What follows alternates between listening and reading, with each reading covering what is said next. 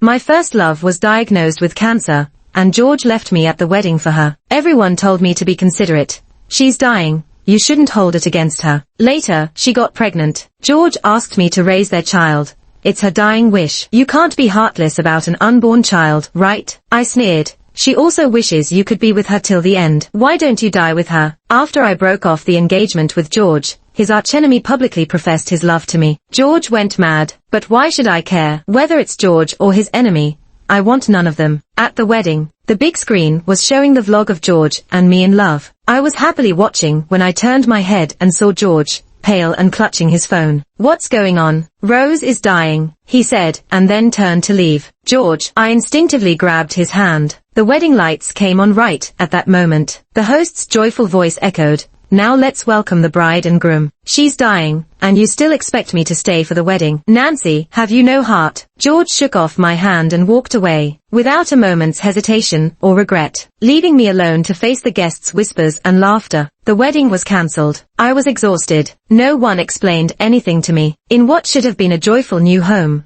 I was all alone. I waited for George until deep into the night, but he didn't come home. Instead, I saw he posted an update. She'll get better. I'll always be with you. The photo showed Rose, pale with a sad face, sitting on a hospital bed, holding a hand. People might not recognize it, but I did. It was George's hand. His hand had a little red mole on the base of his index finger, and the comments below were encouraging him to stay with Rose. Even his buddy posted, honestly, your wife is so selfish. When it's life and death, she only thinks about her wedding. So they knew it was my wedding with George today. I laughed bitterly and called my lawyer. I want a divorce. I didn't sleep at all that night. The next morning, George didn't come back, but his mom did. She rushed into our bedroom to pack George's clothes. George is moving to the hospital. Faced with my question, she looked a bit guilty. Nancy, Rose has cancer with little time left. You know how patients overthink. They need someone by their side. Be more understanding. Can't her family be with her? Rose grew up with us. We are her family. Hearing this, I found it ridiculous. They are all one family, and what about me? Am I the outsider? I went to the hospital. I quickly found Rose in the ward. The originally plain room was decorated warmly. There were cute decorations, stuffed toys, and even a bouquet of sunflowers on the windowsill. The nurse leading me there smiled and praised. Nice, right? This gentleman did it all by himself. Because Rose likes sunflowers, he searched the whole city last night to buy them for her. Truly devoted. George never gave me flowers. Even for decorating our new home, he just said, you handle it. I don't like doing these things. I thought he just wasn't the romantic type. Till this moment, seeing him break his principles for someone else, I realized he understood romance. But his romance wasn't for me. By the window, George was carefully feeding Rose. I tried to tell myself, Rose is sick. This is between George and me. Don't cause a scene in the hospital. But my heart ached terribly. I took a deep breath and politely knocked on the door. Knock knock. Facing the door, Rose looked over first. I didn't say anything, yet she turned pale, and in a panic, knocked the bowl out of George's hand. Rose. George was startled, grabbed Rose's burnt hand, and rushed to the bathroom. I instinctively followed but was scolded by George. What are you doing here? To get an explanation, George seemed to suddenly remember leaving me yesterday, his face becoming uneasy. Seeing this, Rose started crying loudly. I'm sorry. I didn't mean to ruin your wedding. I was just so scared. I didn't know who else to rely on. Rose, it's okay. No one blames you. Don't cry. George hurriedly wiped her tears away. George, it's my fault. Nancy has every right to be angry. Maybe you should go back with her. I can manage alone at the hospital. Don't talk nonsense. George, looking hurt, pulled the about to leave Rose into his arms. Rose cried even harder, clutching George's shirt like a lifeline. George, I'm not afraid to die. I just can't let go of you. I only have you. Seeing them tightly embrace, I felt like an extra for the first time. Nancy, you should leave. We'll talk later. Seeing me still standing there, George became impatient. I left the hospital. Driving home, I received a message from Rose. Nancy, don't worry. I won't take George from you. You are engaged after all. I'll give him back when I die. Give him back. Didn't you say you wouldn't take him? Then why talk about giving him back? You know that's not what I mean. I just have little time left. I want to be selfish once. Can you let me have him for this last bit of time? You have so much time together. I only want a little. Are you really going to fight a dying person for it? Just because she's dying, Do I have to yield in everything as a healthy person? Why? I didn't want to get mad at a patient, but Rose kept provoking me. I was about to curse her out, but George called first. Nancy, I agreed to marry you. What more do you want? Does humiliating a sick person bring you joy? I didn't. Rose cried herself unconscious, and you're still lying. Nancy, you've changed. The way you are now makes you feel like a stranger to me. Am I the one who's changed? George stayed silent. Just because I'm still alive and healthy, does it mean I'm not allowed to be sad and upset? Even if my wedding is ruined and my husband rushes to be with another woman. That's not what I meant. Then what do you mean? Tell me. George didn't answer. He hastily hung up the phone. But before hanging up, I heard Rose say on the other end, George, I'm hurting. I want a divorce from George. When Rose was alive, I could never win. Now that she's dead, I'll always be second to a deceased woman. After all, memories of the dead only become more perfect over time. But I can't just let George off easy, especially since I paid for half of this house. I also paid for all the renovations and carefully decorated it myself. Hello, Nancy. I'm MIA, the lawyer you contacted yesterday. Soon enough, the lawyer I contacted came over. I had considered divorce the moment George abandoned me at our wedding to be with Rose. Regarding the divorce, I'll represent you fully against George. Rest assured, I will secure the best outcome for you. Okay, I nodded. MIA. I have one more question. Please, go ahead. I have receipts and a detailed list of all my expenses for the renovations. Now that we're divorcing, am I entitled to handle these items? Absolutely, the lawyer confirmed confidently. I smiled and immediately called the contractor I had used before. Come over and demolish everything we installed. I can't stand anything George has used. There was so much stuff that it took the contractor 2 days to finish the job. And in those 2 days, George didn't come home. I tore up all our photos together, keeping only George's half. Because of the extensive commotion, many neighbors started talking. But I didn't care. I rented an apartment to stay in temporarily. Finally, after being alerted by the divorce lawyer and neighbors, George found out what had happened in the last 2 days. I didn't answer his calls, so he bombarded me with questioning messages. I knew it was time to go back. When I arrived, George was standing in the midst of the wrecked house, looking livid. Nancy, what kind of drama are you pulling now? How laughable. The wrongdoer claims the moral high ground to criticize others. George, let's get a divorce. I was too exhausted to argue. Is it because of Rose? I stayed silent, just watching him. I've explained. Rose is sick, cancer. She doesn't have much time left. Do you really have to compete with someone who's dying? No, George, I'm competing with you. Nancy, stop playing word games with me. Rose is really pitiful. I sighed as I looked at George. What's this got to do with Rose? I crossed my legs and smiled. Exactly. What's this got to do with her? Why do you keep using her as a shield? Or do you know what you've done isn't right, and you need to pull Rose out to feel good about playing us against each other? How despicable. MIA commented from the side. George glared at MIA, fists clenched. MIA didn't flinch. Instead, she boldly stared back.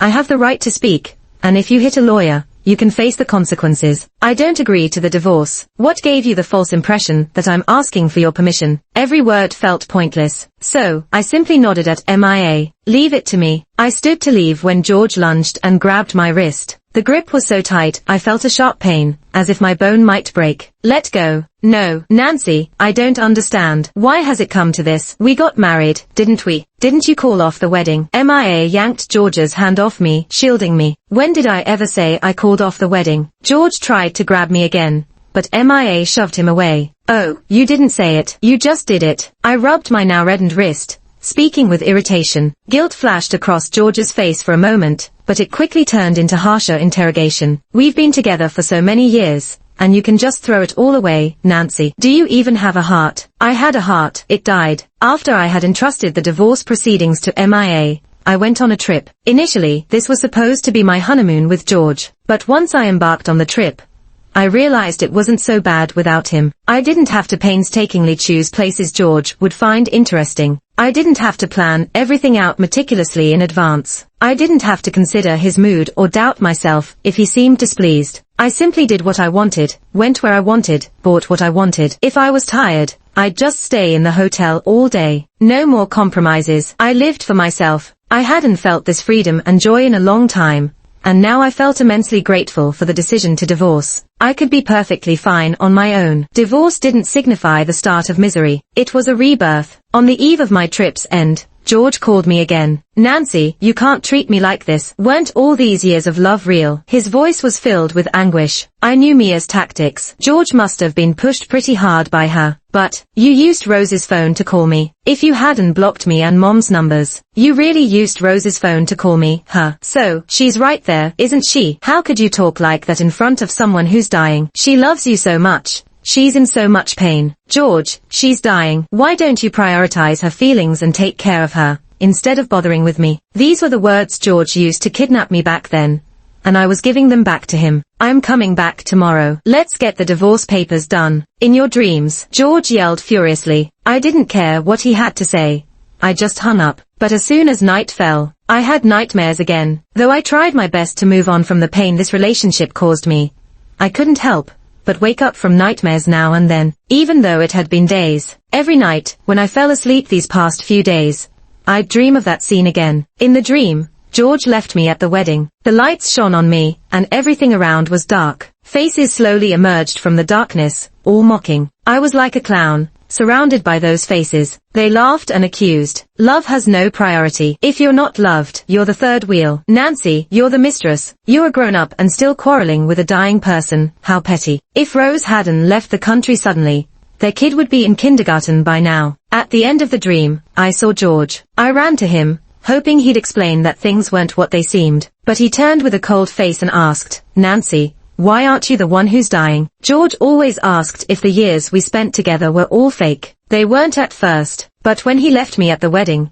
those feelings became nothing. When I think about us now, it's not the years of companionship I remember, but the nightmares. In the end, I couldn't finalize the divorce with George the next day, because just before my flight, I had acute appendicitis and almost passed out from the pain. With trembling hands, I dialed emergency services, but the pain was so intense I couldn't speak. I even lost the strength to hold my phone. The phone slipped from my hand. Don't worry, I got this. A large hand caught my falling phone and calmed me with familiar, comforting words in Chinese. Then he coolly took my phone and, in English, explained my situation to the other side. With his guidance, the ambulance soon arrived at the airport and took me to the nearest hospital. The pain put me into a semi-conscious, half-unconscious state. I could barely hear the sounds around me, but my eyes and limbs felt weighed down, like they were filled with lead. It felt as if my soul was leaving my body. I sensed the medical staff rushing me down the corridor. We need to operate quickly. Is her family here? The patient is unconscious. We need to inform her family and get their consent. Her phone's ringing. It might be her family. Answer it. Put it on speaker. Hello, are you the patient's family? The medical staff quickly verified.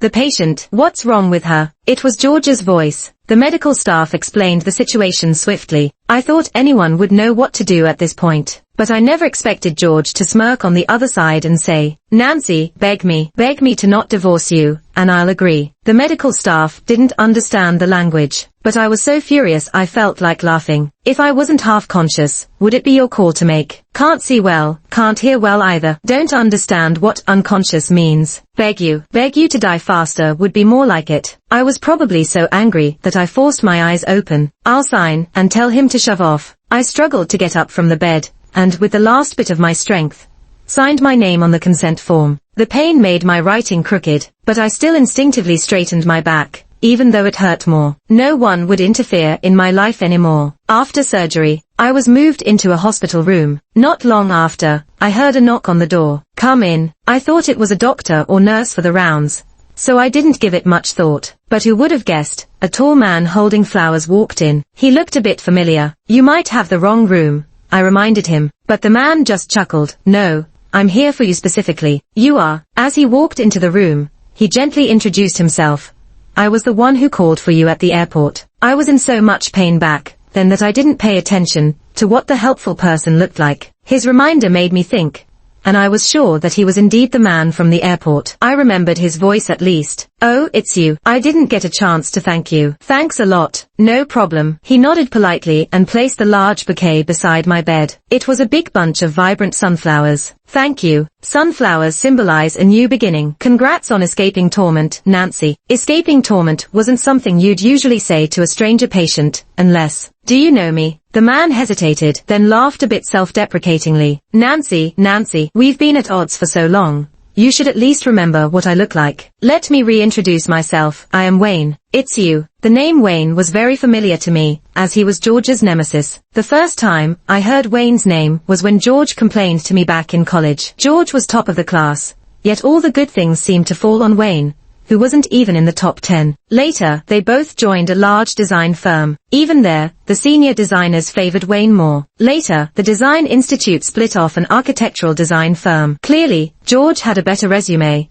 but the institute sent Wayne to be in charge over there instead. George was really upset, and called it workplace bullying, which is why he found me. We started the studio Boundless together. Of course, this was all according to George. Because of this, I thought more highly of him, believing he had some backbone. Since our work was so similar to the company's business, George always saw Wayne as his biggest competitor. To beat Wayne, George would push me to give 110% on every project. Because of that, I often only got 2 or 3 hours of sleep a night. When we didn't have enough people, I would do site inspections by myself. One time, during a field survey, I fell into a river in the wilderness. It was winter, and the freezing water nearly drowned me. I crawled back to the shore with my last ounce of strength. Shivering, I made my way back to my car and called George, hoping he'd pick me up. That was the first time I felt helpless and scared. But he said, "Nancy, this project is at a critical stage. I can't leave. You need to be strong, okay?" After that, even when I was sick and hospitalized,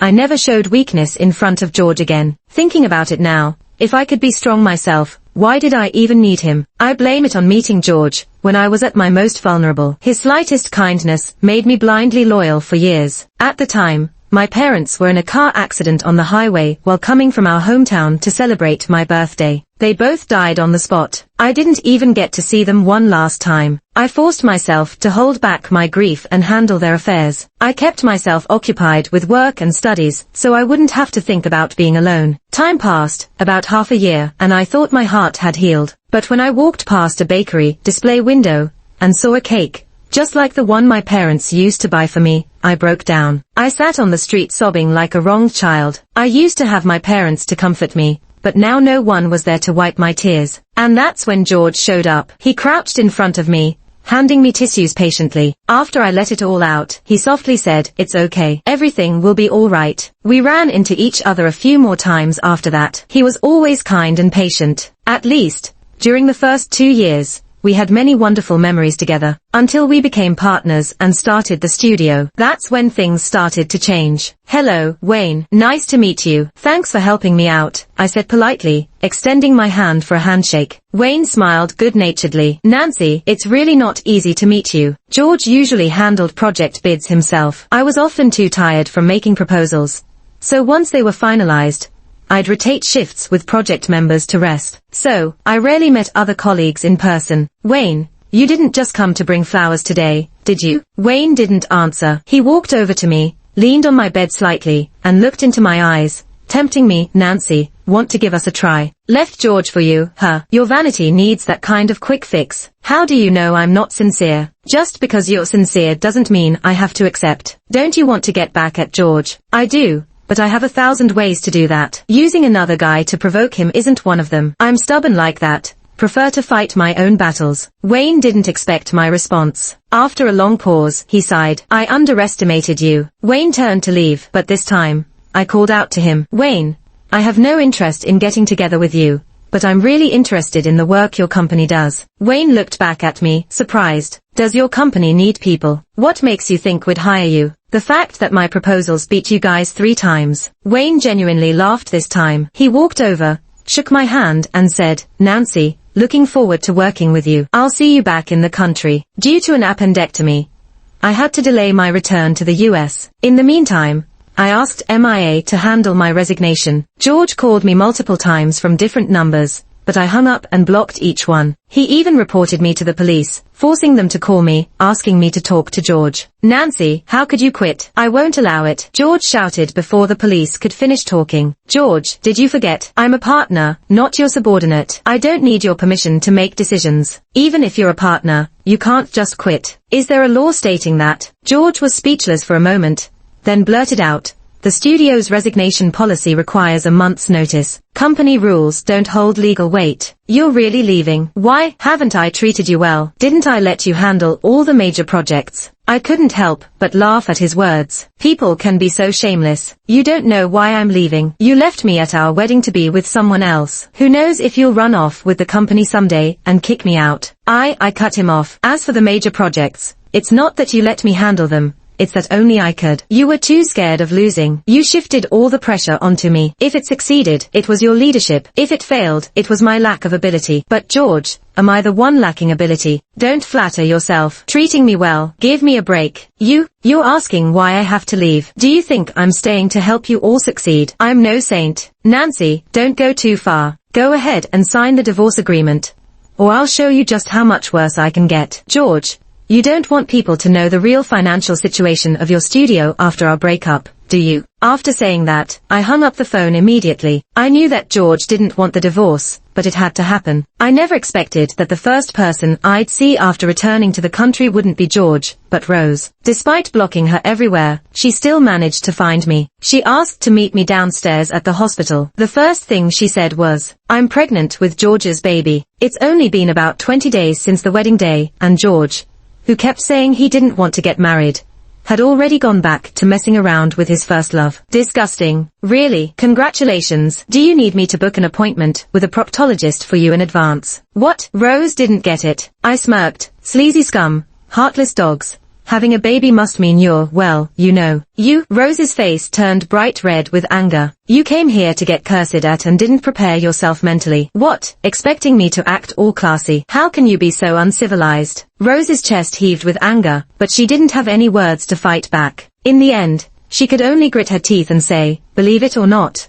I never intended for you two to divorce. Are you expecting me to die and then take care of your kid? I thought you were just classless, but it turns out you're downright malicious. Nancy, do you think you're so great? If you're that great, how come you couldn't hold on to a man? Things worth holding on to are good. The ones we can't hold on to are just trash. I'm giving them to you as charity." You, Rose, although I don't know why you came to me, seeing you here confirms it. You really are pitiful. Pitiful? Why would I be pitiful? George is totally into me now, and he'll love our kid too. Even if I die, he will always carry me in his heart. Have you talked to a doctor? Do you know what it will cost you to have this baby? Rose's face went pale. She obviously knew that having this baby might shorten her already limited lifespan. You keep saying George loves you. If he truly loved you, he wouldn't have let you get pregnant. Whether you decide to abort or give birth, you're the one who suffers. His affection and longing, what are they worth? You don't understand. I don't understand. Depending on a man and a child to validate your worth shows just how little you think of yourself. Instead of trusting a man, maybe set up a growth fund for the kid while you still can. Who knows if someone else will end up sleeping with your great love and becoming the new caretaker of your beloved treasure. When I left the hospital, Rose was still sitting on a bench, looking lost and unable to snap back to reality. By the way, what did Rose want from me? Forget it. Doesn't matter anymore. Speaking of which, I should thank her. Not long after I left the hospital, the banner I had ordered arrived. On the red velvet fabric, the gold letters were brilliantly eye-catching. Thanks to Ms. Rose for sacrificing herself to save others and snatching away the scumbag. The shop even kindly put up a banner at the hospital entrance as a freebie for me. I initially thought Rose would go tattling to George. George would probably freak out like a fool and come to cause trouble. But he didn't. He simply signed the divorce papers quietly, then went with me to the Civil Affairs Bureau to get the divorce certificate. When we walked out of the bureau, George's face was pretty grim. "Nancy, you'll regret this," he said through gritted teeth. "Look at you, talking like you're already full of regrets." George's face only got worse. I didn't care what he was thinking and drove off straight away. That afternoon, I officially started working at the company design office. The team's really young, and everyone, though unique, was pretty cool. Getting along was easy. I soon got familiar with everyone and we started clicking on project plans. Truth be told, it's still pretty tiring during project rushes, but it's way less stressful than at the other place. After all, many at the old place were George's buddies or juniors. They'd slack off, knowing they wouldn't get fired because of their ties to George. They'd even think I was using my partnership status to boss them around every time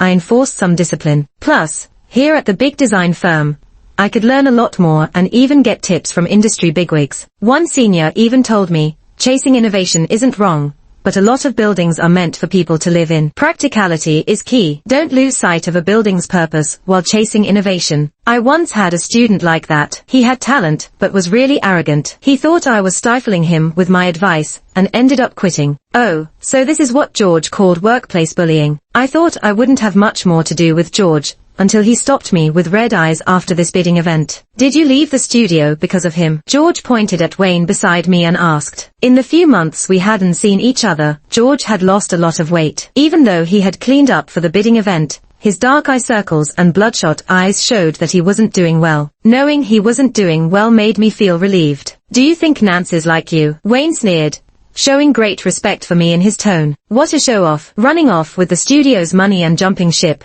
Scumbags like you have no place here. One of George's former colleagues chimed in sarcastically. Running off with the studio's money. Oh, is that how you're explaining it? I gave George a half smirk. Let's talk outside. George's face stiffened. He wanted to save face, but why should I cooperate? Is there a problem with me taking my share of the assets? After all, when we started this studio, I not only put in 80% of the funds, but also contributed my expertise. 80%? No way. My ex-colleague looked at George in disbelief, hoping he'd refute me. But what could George say? But you can't just join the company. Seeing George couldn't give him the answer he wanted, my ex-colleague rolled his eyes and furiously started accusing me. What? Now that I'm not carrying you, you finally realize how worthless you are and are panicking. Why would I panic? You really think you're important, don't you? My ex-colleague stomped his foot in anger. Oh, our Nancy is capable. She can win bids with her proposals anywhere. Not only does she think she's important, we all take her seriously too. Wayne mimicked his tone sarcastically. I looked calmly at my ex-colleague and said seriously,